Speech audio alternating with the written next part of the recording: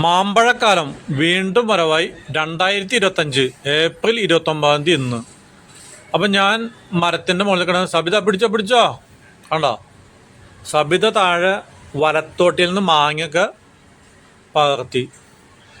അപ്പോൾ മരത്തിൻ്റെ മുകളിൽ കയറുന്നതിന് മുന്നേ നെഞ്ചിലൊരു കുടുക്കിട്ടിട്ടാണ് കയറുന്നത്. അപ്പോൾ ഈ കയറ് ഒരു 16 mm കയറാണ്. ഇത് കുടുസാവാത്ത പോലെ നമ്മൾ കെട്ടണം, ടൈറ്റായി പോകാൻ പാടില്ല. അപ്പോൾ അതിന് നമ്മളൊരു ലോക്ക് പോലെ ഒരു കെട്ട് കൊടുക്കണം. അപ്പോൾ പിന്നെ ടൈറ്റ് ആവില്ല. അല്ലെങ്കിൽ അതേങ്ങനെ അടി തെറ്റിയാൽ ആനയും വീഴും. അപ്പം നമ്മൾ ഭയങ്കര ടൈറ്റായിട്ട് നെഞ്ചൊക്കെ വേദനെടുക്കും. അപ്പം ഞാൻ അതൊക്കെ നോക്കി കെട്ടിയിട്ടുണ്ട്. അപ്പം ഉണ്ടല്ലേ മുകളിൽ ഇഷ്ടം പോലെ മാങ്ങിന്. അപ്പോൾ ഈ വേനൽ ചൂട് ഏറ്റിട്ട് ചുവന്ന് തുടുത്ത് നിൽക്കണ മാങ്ങളൊക്കെ കൊതിയൂറുന്ന ഭംഗി. അപ്പോൾ ഞാൻ ഇതുമൊന്ന് കയറണം. ഇപ്പോൾ ഈ ഗേറ്റുമ്പോൾ ഞാൻ അങ്ങോട്ട് ചവിട്ടട്ടൊന്നു. ഇനി ഉണ്ടോ ഈ കൊമ്പ് നോക്കി പിടിക്കണം, ഇല്ലെങ്കിൽ ചിലപ്പോൾ ഉണങ്ങിയ കൊമ്പാവും ഇങ്ങോട്ട് വീഴും. അപ്പോൾ ഒന്ന് തട്ടി നോക്കുക. അല്ലെങ്കിൽ കണ്ടോ ഈ കൊമ്പൊന്ന് കുലിക്കുക. കണ്ടോ കിട്ടണില്ലേ? കണ്ടോ നല്ല ടൈറ്റാണ്. അപ്പോൾ ഇനി ചാടി കയറി ഇതുപോലെ. അപ്പോൾ നിങ്ങളൊക്കെ ശ്രദ്ധിച്ചിട്ട് ചാടണം. അല്ലെങ്കിൽ ഞാനൊക്കെ ചാടണ പോലെ ചാടി കഴിഞ്ഞാലേ താഴെ കിടക്കും.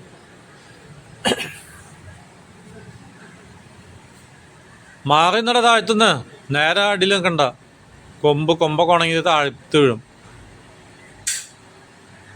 സബിതൊന്ന് ദൂരെന്നോ അവിടെ നിന്ന് ഷൂട്ട് ചെയ്താൽ മതി. മാറിക്കോ.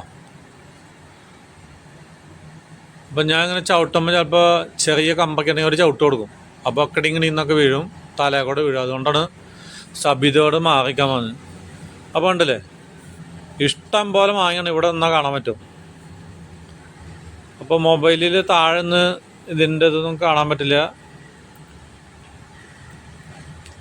അപ്പം നിങ്ങൾ ഇന്ന് തന്നെ ഒരു മാവ് വെച്ച് പിടിപ്പിക്കുക. അതും നാടൻ മാവുകൾ വെച്ച് പിടിപ്പിക്കണം. എന്നാലാണ് നല്ല നല്ല മാങ്ങകൾ നമുക്ക് കഴിക്കാൻ പറ്റുള്ളൂ.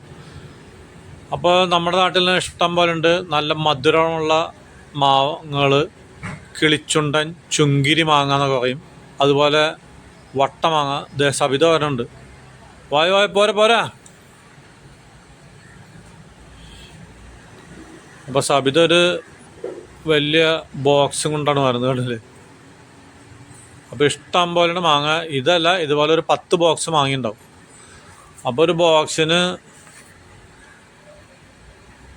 15 കിലോ മാങ്ങ എന്തായാലും ഉണ്ടാവും. 1500 രൂപയുടെ മാങ്ങ. അത് കണ്ടോ, ഇത് കണ്ടല്ലേ ചൊകാന്നിനൊക്കെ എന്ത് കിളിച്ചുണ്ട കണ്ടല്ലേ. അപ്പം നമ്മളിതിങ്ങനെ പൊട്ടിച്ചെടുത്തിട്ട് കൈ എത്തുന്നതൊക്കെ പൊട്ടിച്ചെടുക്കും. എന്നിട്ട് വലത്തോട്ടിൽ വയ്ക്കും. എന്നിട്ട് താഴെ സബിത ഉണ്ട് ആൾക്കാണ്ട് കൊടുക്കും. കണ്ടല്ലേ എന്താ കൊതിയൂറുന്ന ഭംഗിയാണിത്.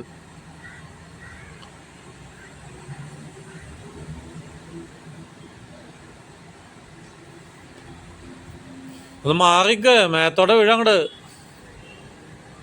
മാങ്ങയുടെ ചുണയല്ല, മാങ്ങ നിന്റെ മൂക്കുമോടെ വീഴും. അതാണ്.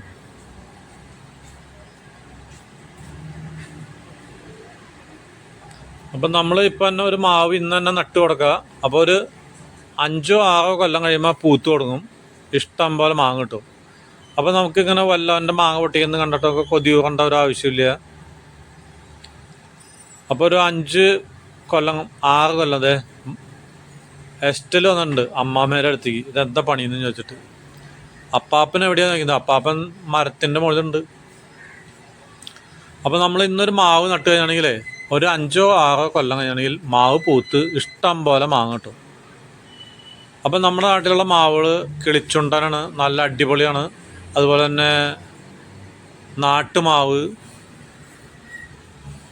തേന്മാവ്, വട്ടമാവ്, കോമാവ്, ഇതൊക്കെ നല്ല മാവുകളാണ്. ഇത് നിങ്ങൾ കുഴിച്ചിടുക. അല്ലാണ്ട് നമ്മുടെ നാട്ടിൽ അന്യ സംസ്ഥാനങ്ങളിൽ നിന്ന് പറഞ്ഞാൽ ബഡ് ചെയ്ത മാവെന്ന് വെച്ചിട്ട് ഒരു കാര്യമില്ല. അത് ഈ കൊല്ലം 4 കമ്പുണ്ടാവും. അതിൽ 3 ഉണങ്ങിപ്പോവും. പിന്നെ ഒരു കമ്പുണ്ടാവും. പിന്നെ ആദ്യം 2-3 കമ്പ് പൊടിച്ചുണ്ടാവും. പിന്നെ 2-3 ഒടിയും, ഉണങ്ങും. ഇതാണ്. അതുപോലെ തന്നെ 5-10 വർഷം ആണെങ്കിൽ ഈ ഒട്ട് വെച്ച മാവൊക്കെ കേടുവന്ന് പോകും. അപ്പം നമ്മളുടെ നാടൻ മാവ് വെച്ചാണെങ്കിലേ ഇന്ന് നട്ട് കഴിഞ്ഞാലേ ഒരു 5-6 കൊല്ലം കഴിഞ്ഞാണെങ്കിൽ ഇഷ്ടംപോലെ പൂത്ത് തുടങ്ങും. പിന്നെ 100-150 കൊല്ലം കഴിഞ്ഞാലും മാവിന് ഒരു കേടും സംഭവിക്കില്ല. നമുക്കും തിന്നാൻ ഇഷ്ടം പോലെ മരിക്കോളം തിന്നാം. അത് കഴിഞ്ഞാൽ നമ്മളുടെ മക്കളുടെ മക്കൾക്കൊക്കെ പൊടിച്ച് തിന്നാം. അപ്പം നിങ്ങളൊന്നും യാതൊരു കാരണവശാലും ബഡ് ചെയ്ത മാവ് മേടിക്കരുത്. അവിടെ മാങ്ങ ഉണ്ടായി നിൽക്കുന്ന മാവ് പോലും കൊണ്ടുവന്ന് കുഴിച്ചിട്ടുണ്ടെങ്കിൽ മക്കളെ തദൈവ. അപ്പം ഞാനൊക്കെ ഇഷ്ടംപോലെ കൊണ്ടുവന്ന് കാണാൻ ഭംഗിക്കൊക്കെ മേടിച്ചു കൊണ്ടിട്ട് വെച്ചിട്ടുണ്ടായിരുന്നു. ഒരു കാര്യമില്ല. അപ്പം നമ്മുടെ നാട്ടിലത്തെ നല്ല നല്ല മാവുകൾ ഇഷ്ടം പോലെയാണ്. അതൊന്നും വാങ്ങാൻ പോലും കിട്ടില്ല. എന്താ കാരണം?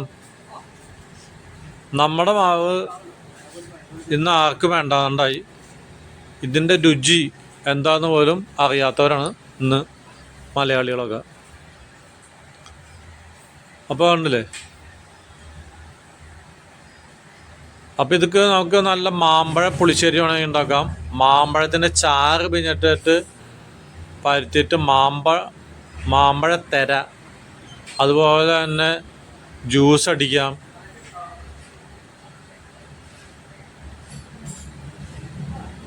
അപ്പോൾ ഇഷ്ടംപോലെ മാമ്പഴം ഉണ്ടെങ്കിൽ നിങ്ങൾ പിഴിഞ്ഞ് അതിൻ്റെ ചാറ് എടുത്തിട്ട് ഉണക്കി വയ്ക്കുക, അല്ലെങ്കിൽ ഫ്രീസറിൽ കട്ടയാക്കി വയ്ക്കുക. ആവശ്യത്തിന് എടുത്ത് ജ്യൂസ് അടിച്ചു കുടിക്കാം. അങ്ങനെ പല ഉപയോഗങ്ങളാണ്.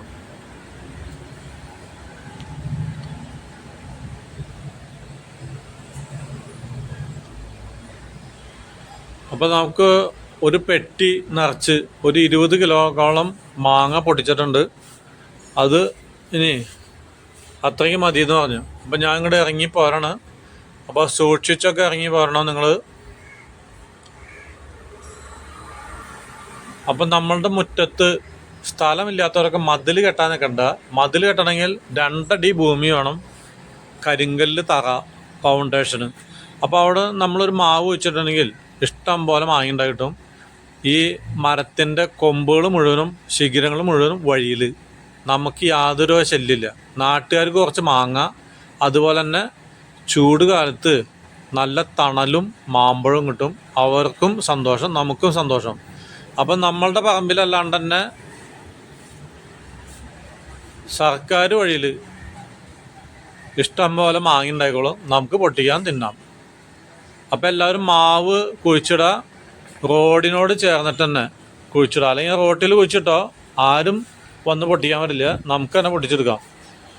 അപ്പോൾ ഒരു 10-15 കൊല്ലത്തേക്ക് അല്ലെങ്കിൽ 20 കൊല്ലം നമുക്ക് മാങ്ങ പൊട്ടിക്കാം. പിന്നെ വലിയ മാവായിട്ടുണ്ടെങ്കിൽ ഗവൺമെൻറ് ലേലം വിളിച്ചിട്ട് വിറ്റോട്ടെ. അപ്പോൾ ഉണ്ടോ നമ്മളുടെ മാമ്പഴം പൂളി ചെത്താനും സമയമില്ല, പൂളിയിട്ട് അതിൻ്റെ ഉള്ളിൽ നിന്ന് സ്പൂണൊക്കെ കോരി തിന്നാൻ പോകണം. കാണിച്ചു തരാം.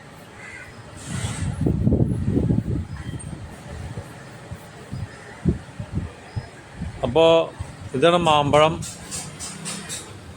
ഇതാണ് പഴങ്ങളുടെ രാജാവ് എന്നുമായിട്ട് ഇന്ത്യക്കാർ അഭിമാനപൂർവ്വം കാണിക്കുന്നത് മാമ്പഴം. അതുപോലെ തന്നെ ചക്കയാണ് കേരളത്തിൻ്റെ ഫലവൃക്ഷം.